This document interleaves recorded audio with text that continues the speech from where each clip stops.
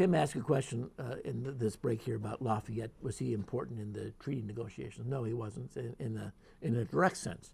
He becomes one of America's most important spokespersons. He characterizes himself as an aide-de-camp for Jefferson in the post-war situation. But he escapes from France. He commissions a ship himself, and he's got, 12 or 13 French officers that come over. He has to try to escape so that the French won't keep him in America, in France, because it's an embarrassment that this very high-ranking in society, and the Lafayette family is very high-ranking in the military, is going to support the American cause. So it's an embarrassment that he's leaving. He's leaving his wife and young daughter behind him, but he goes there. And when he comes back a year and a half later, after he's a hero, he's arrested and put under house arrest by the king. And within a matter of about a week, he's put in charge of the king's one branch of the king's service. I don't want to say the king's musketeers. He had been in the Black Musketeers before he left as a 16-year-old boy. But obviously, he becomes a hero, and the French government slaps him on the wrist a little bit and says, "You shouldn't have done it, but I'm glad you did." And he is a hero. He gets a sword from the Americans. They give him a sword commission that made in France, and Franklin supposedly is going to give him the sword. Well, he gives it to his grandson to give to Lafayette, and Lafayette walks around in what he calls his American regimentals with that sword, and he's very proud that he's a major general in the American Army. I mean, there are about a dozen or so brigadier generals, but he is a major general. There's one lieutenant general, 3-star general. He's a 2-star general at the age of 19 years old. And he's now back there, he's 21 years old, and a hero, been wounded in battle. And so he becomes a very important American emissary and goes back and forth between England and between France and the United States during the war and after the war as well. Yes? When does the fear of Europeans about American dominance, when does that come into play? When does the European countries start worrying about America? Right. That would be probably in the Confederation period. They're still pretty weak, but the potential is there. They see the potential that's there. And they see that,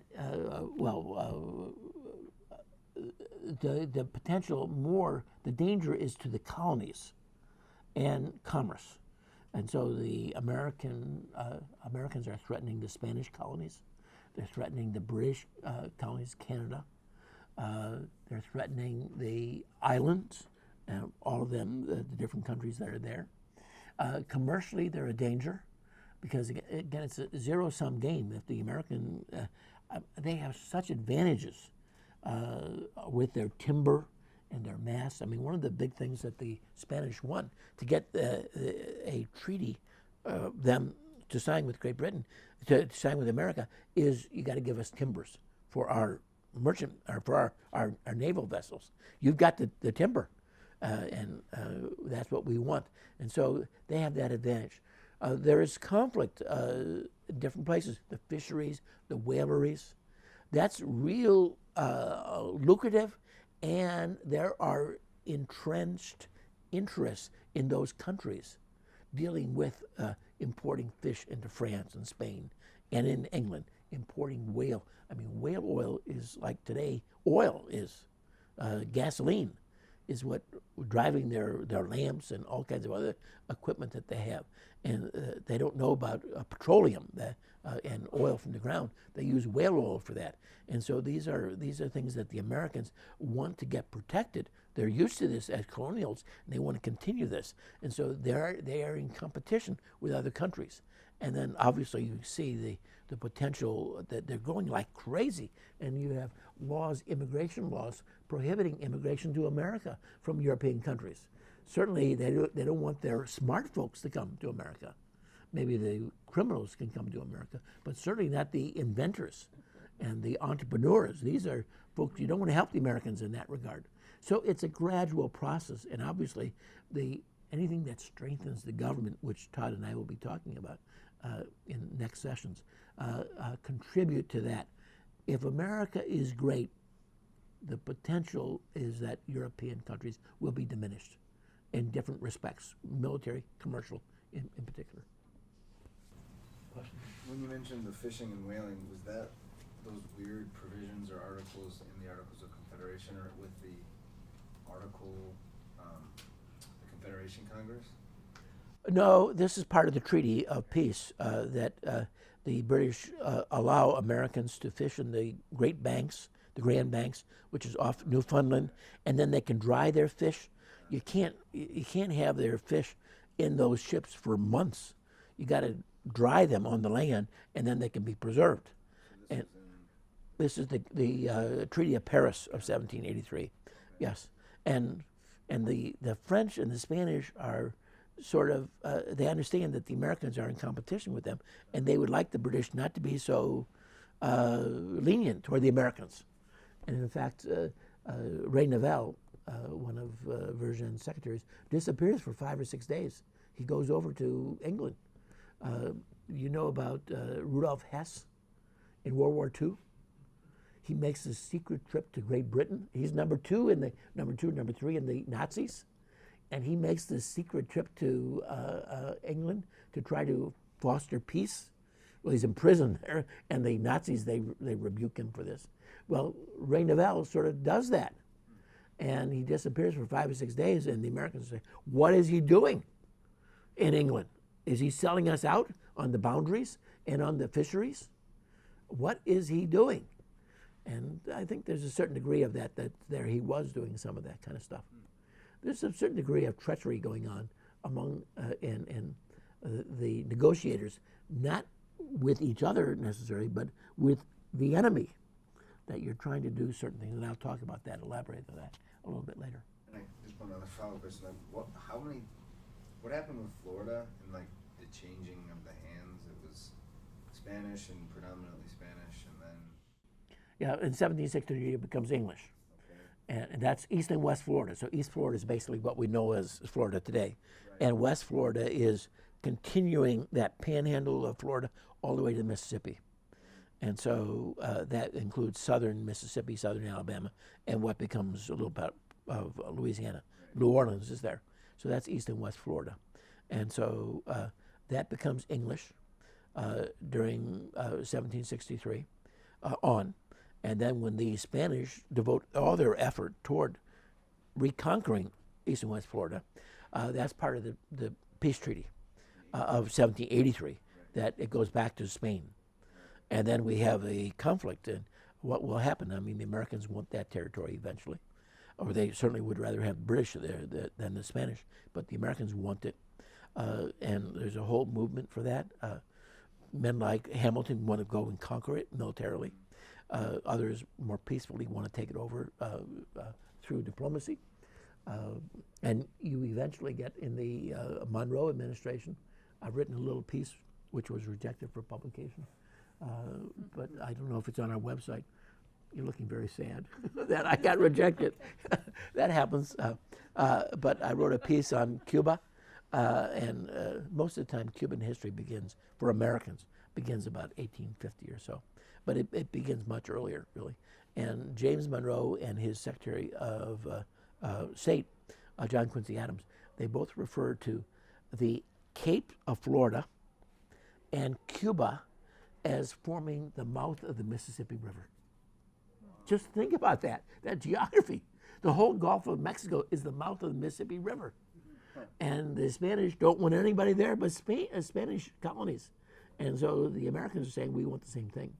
So the Americans are not going to be happy until they get Cuba. And Jefferson says, we will plant a flag on the southernmost part of Cuba saying, quoting a biblical phrase, here and no further we would go. And Jefferson's point of view is, we can defend Cuba with our gunboats. We don't need ocean-going vessels. And so that's part of our sphere of influence. And Canada, we've got to have Canada. We can never be peaceable with anybody, any country that has Canada. So we need that. So that's the parameters of a viable United States, and eventually it would go all the way to the Mississippi, the Atlantic, Pacific Ocean. Jefferson says a empire for liberty is what he wants. At one time he talks about North and South America, everything he wants is this great empire.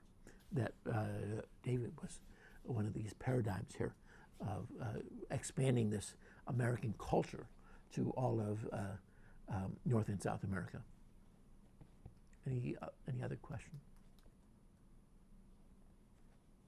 Okay, now we're on the did I miss anybody?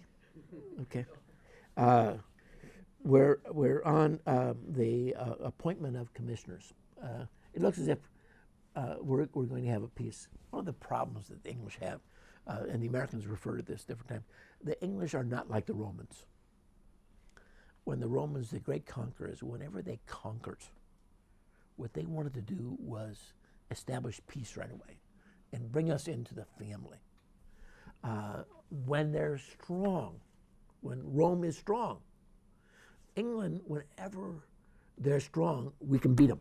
We can beat the American colonies. Let's really raise the money now in the forces. Let's subjugate them.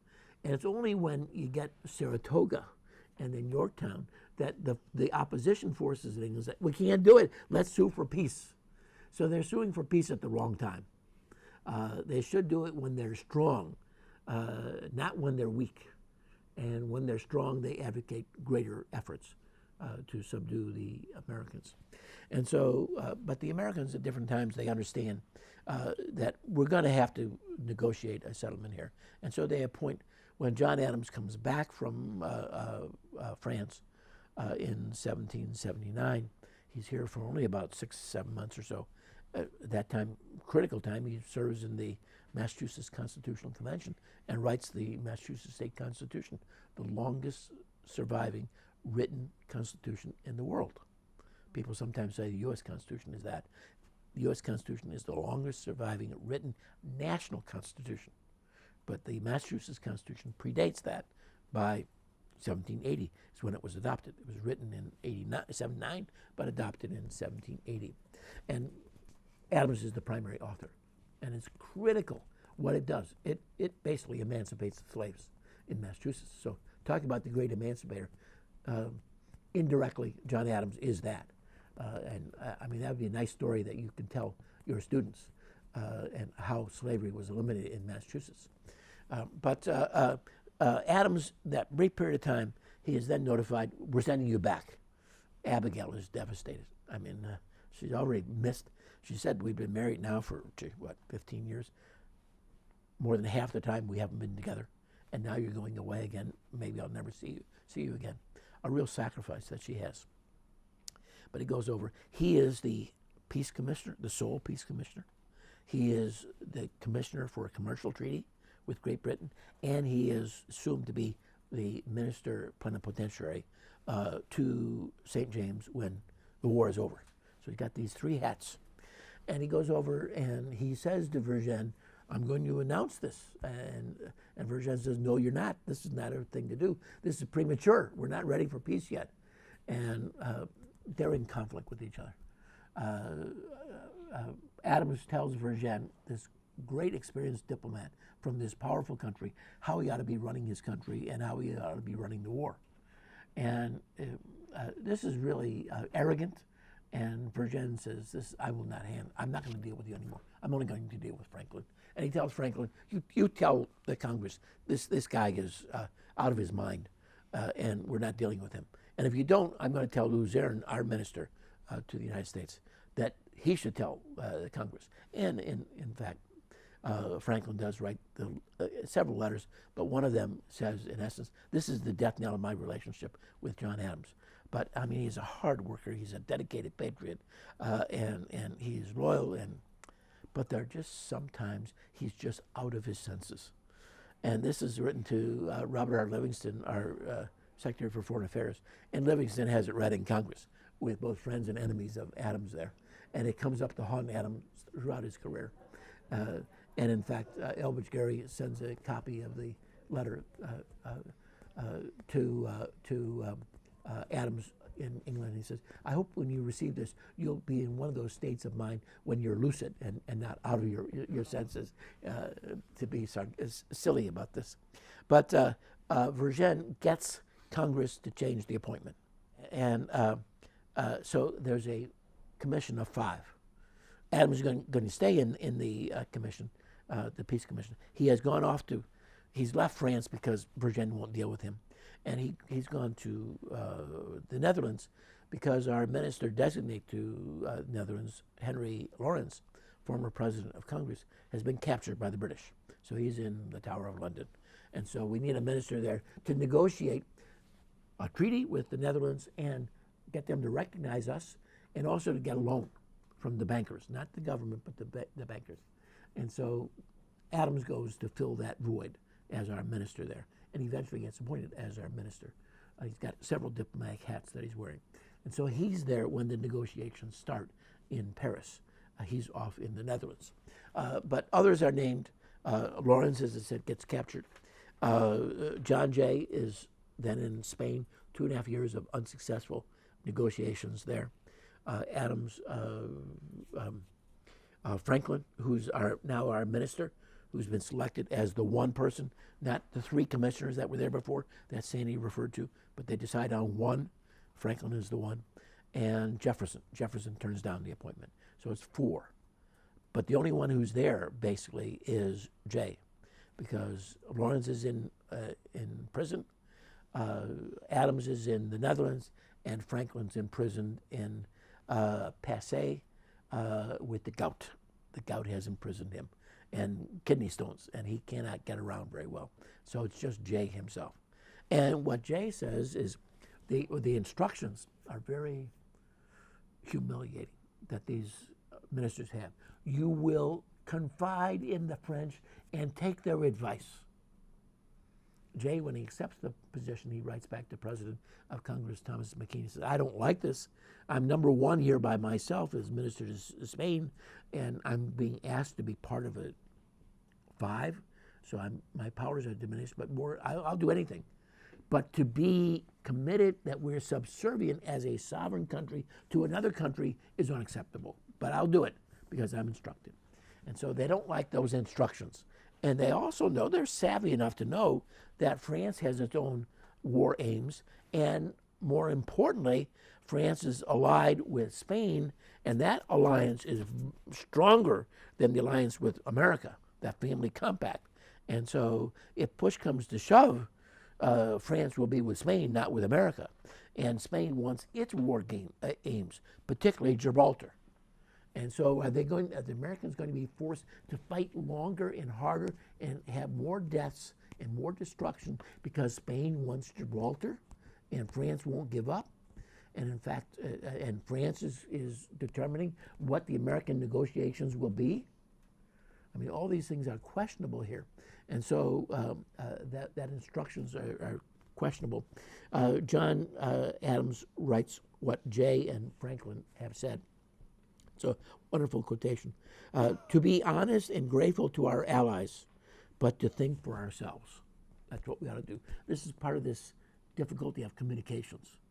We have those instructions. How are we going to interpret those instructions? We're going to interpret them the way we think will be right for the country. And that gets them into a little trouble later on, after the fact. When they start the negotiations, Jay says, no, I'm not talking with you. Richard Oswald is the commissioner from England. I'm not talking with you until your commission says you're dealing with the United States of America. You're not dealing with 13 colonies. That's done. The Declaration of Independence says we're a country, and that's who you're dealing with. You're not dealing with colonies. This is not a civil war here. You're not going to grant us independence. We took independence, and we have it, and I'm not talking to you until you get your commission changed. 2 months go by, and finally the British knuckle under, and they do change the commission, and they acknowledge the United States of America is a free country, and they start the negotiations then. Franklin comes and goes different times, and he has his groundwork, and the British Commissioner Oswald reports back to Shelburne, the British Prime Minister, what those are, the necessaries, Franklin's necessaries. First, full and complete independence and complete withdrawal of all British and mercenary troops from America. Necessary. 2, boundary settlements. That is the Mississippi and Florida and the Canadian boundaries. All those are important. They should be the right thing. And then finally, the fisheries and the whaling necessary. Those are the 3 necessaries. And then there's what Franklin says, advisable articles. First, indemnity for Americans. The British have done terrible things in America, caused great destruction. I mean, they burned Falmouth to the ground. They burned Charlestown, Massachusetts to the ground. There ought to be compensation for that. Public acknowledgement that the British policy from 1763 on was wrong, that they were doing the wrong thing, that they forced us to go in this movement for independence. It was their error there. Open trade with Great Britain and Ireland for Americans, and open trade for the British in America. That's what he wants. He wants Canada to be ceded to the United States. We cannot have peace with England as long as Canada is there. And in fact, in the Articles of Confederation, it takes a vote of 9 states to get new states into the Union, other than the 13, actually other than the 14th. The 14th state, Canada, is in automatically. If they want to come in, they're in. No vote is necessary to get them in. There will be 14 states. Canada will be the 14th state. So he is advocating that. And then finally, he's advocating also that the backcountry of Canada could be sold and the money could be used to compensate loyalists, refugees, and the Americans who need reparations for what the British have done. Shelburne wants to avoid the advisory recommendations. He's willing to give in on independence. He's willing. He wants there to be a federal union between Britain and the United States. That's what he wants. Obviously, this is what the French do not want. They don't want that reconciliation. He objects to Canada going back, and the boundaries are an important factor. If I should have had a map of the United States, but if you can view the map of the United States, you can see what the Spanish want, and the French go along with the Spanish demands. The English say, let's reinstitute the proclamation line of 1763. I shouldn't say reinstitute. We want to keep it. It was never out of their official proclamations. Let's keep that line that's there so the Americans cannot go west of the Appalachians. That is Indian territory. And the Spanish like that as well. And the English also say, remember the Quebec Act of 1774, which allowed Canada, Quebec, one province of Canada, come all the way down the Ohio River. And you can have your language and your religion, Catholic, and your civil law as opposed to the common law there. And so that's what he would like to have in the boundaries, so that Canada will come down the west bank of the western crest of the Appalachians, down to the Ohio River. The other areas will be Indian territory, and then east and west Florida will be Spanish, and the west side of the Mississippi will be Spanish as well. That, by the way, had been transferred in the 1763, that the west of the Mississippi had been French territory. It was made Spanish territory. And so that's what he wants. He's willing to give up certain fishery rights to the Americans, but the Americans want too many. He doesn't want so many. And there should definitely be compensation for British refugees, and loyalists should be treated much better than they had been in the past. They shouldn't be persecuted any longer. And British creditors should be allowed to collect their pre-war debts. No obstacle should be put in their way to collect the debts. Big issue then becomes interest. Do the American debtors, should they pay interest for 8 years when they couldn't pay their debts? So those are the issues that are there. As I said, Ray Novell travels to Great Britain for 5 or 6 days. Supposedly he's supporting the Spanish position on boundaries that keep America east of the Appalachians, and also conniving with the British so that the Americans won't have so favorable fishery rights that will impinge upon both the French and the Spanish. And so his movements are questionable that are there. Jay is secretly dealing, as a commissioner, he's secretly dealing with Oswald, the British commissioner, saying, British, you folks ought to take 40,000 troops from New York City and South Carolina, from Charleston, and put those in Florida and take back those forts from the Spanish. Our allies, not technically allies, but our friends. You are our enemy. We want you to attack our allies. Because we would rather have you in possession of East and West Florida so that the rivers flowing down, we'll be able to navigate them for our commercial purposes. We'll be able to be close with you commercially, and that's a good thing for both of us. And you will then possess the east bank of the Mississippi River for the last 150 miles. And the Spanish can't close off the river, which they've been talking about, closing off the river. And we're going to talk about that a little bit more. Todd and I will be on the Confederation years. And so Jay is discussing these things and advocating these things. And he says, secret, don't let this out of the bag here. But as it turns out, there's a secret provision of the treaty, and that secret provision is, if in fact the Spanish retain possession of the Floridas, the boundary will be here. But if the British take possession, the boundary will be here. So the British will get more territory. That's an embarrassing thing when it comes out. We're helping our enemy and hurting our ally here. And in fact, the Congress slaps them on the wrist. You shouldn't have done that. It shouldn't have a special secret treaty. And it comes out in the open. So it is sort of an embarrassment. The treaty provisions are pretty clear cut. Independence is mentioned. It's not a gift of the treaty. It's already a given. The boundaries are to the Mississippi. There's a revisionist approach trying to say that Jay was really a catastrophe. If he had not insisted on this American acknowledgement of independence, we would have gotten more land. I don't think that's true, but some people say it. Some historians are prone to revisionism. It gives them a name. So I don't think that it's true. Americans are delighted with the boundaries when they get it at that time. The British evacuate from America. They're not to take away slaves, and they're not to take away war material or archival material. And they're to evacuate the forts, the northwest forts on the south border of the Great Lakes. There's to be no impediments for British creditors to collect their pre-war debts, and the loyalists are to be treated fairly. They're not to be further attacked. They're to be given their political rights back, and no more future confiscations, and maybe they should be compensated.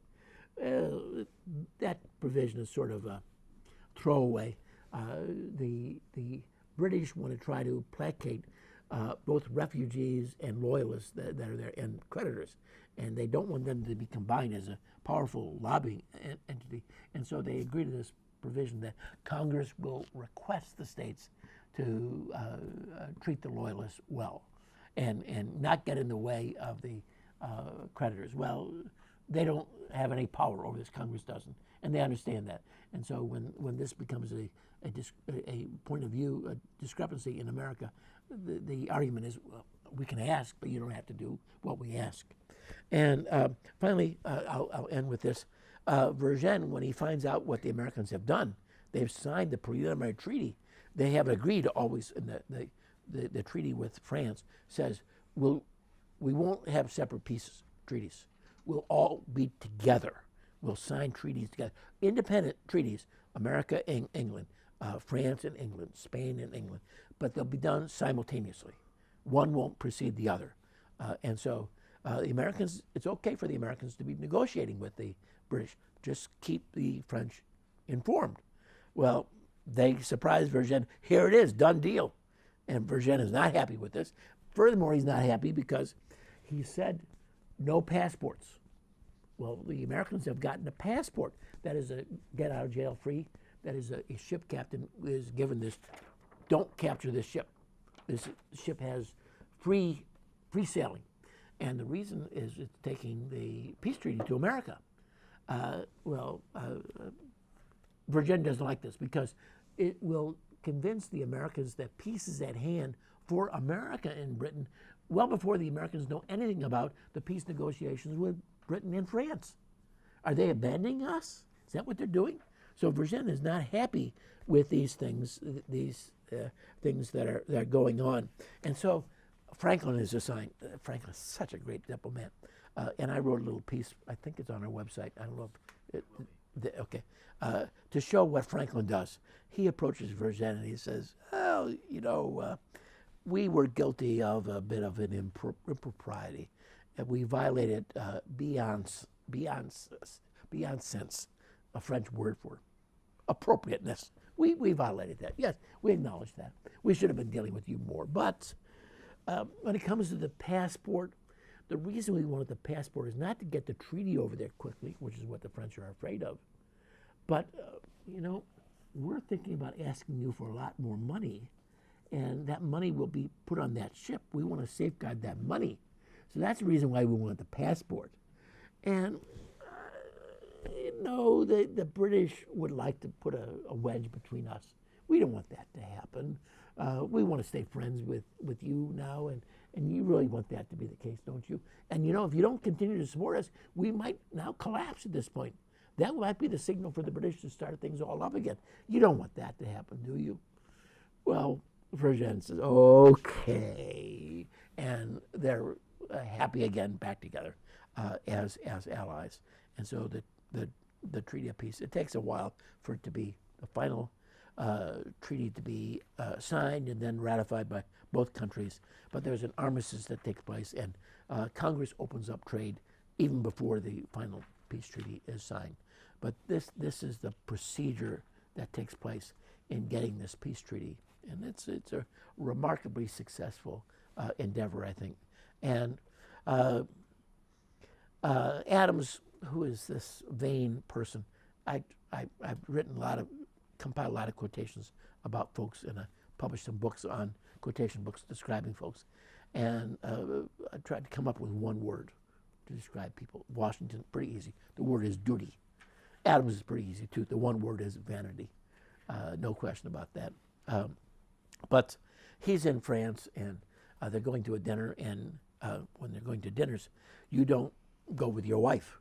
Your wife goes with somebody else into dinner. And so Vergennes' wife goes with with John Adams, and she knows the vanity of John Adams and how to stroke him the right way. And she says to him, Mr. Adams, you are indeed the Washington of diplomacy. This was a knife in the back here. And so Adams writes in his peace journal to Congress, they call me the Washington of diplomacy. They know, they get the joke of it, that Adams doesn't. But when Adams comes back, when the peace treaty is all over, he says, Mr. J is in fact the Washington of diplomacy. He is the one, and it's a positive attribution, not the way Madame Vergennes meant it for Adams. So it's sort of a remarkable thing that when David McCulloch did his book on John Adams, and then the PBS special on this, he shows the treaty and the names Oswald and Franklin and Adams, and then cuts off John Jay, which is toward the bottom. That's one of the problems. Yes, because he's not an 18th century historian. He wasn't, and so he doesn't know a lot about 18th century negotiations in history. He's learning more all the time. But one of the things he says is when I choose a new topic, I like to go into a topic that I know nothing about. And then I learn about it. Well, the problem with that is if you don't know anything about it, you miss a lot of stuff. You don't have the nuances to understand. And so one of the things he doesn't understand, he gives Adams tremendous credit and the Netherlands for negotiating the loan from the bankers. What he doesn't understand is that Franklin, Adams' big nemesis back in France, has gotten the French government to guarantee the loans from the Dutch to America. And without that, the Dutch wouldn't have made the loan. So Adams says, I'm so wonderful. I got this loan from the Dutch, all on my own, not knowing that it was Franklin who was important behind the scenes. And again, McCulloch knew nothing about that when he wrote the book. Maybe he knows about it now. So you need to be as fully cognizant of things going on to fully appreciate the ins and outs of the negotiations happening. And it was quite a elaborate negotiation. And I think most people at the time, and most people subsequently, think the Americans did very, very well in that peace treaty.